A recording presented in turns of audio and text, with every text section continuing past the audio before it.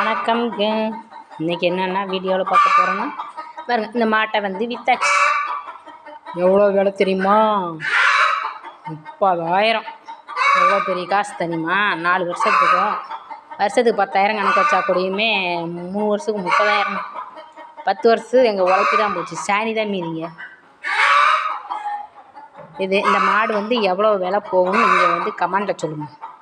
எவ்வளோ போகணும்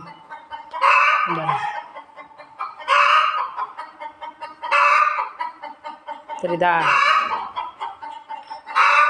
இதை வந்து வியாபாரிங்க 30 ரூபா தான், 30 ரூபா, 31 இப்படி தான் வைக்கிறாங்க. 500 வைக்கிறாங்க.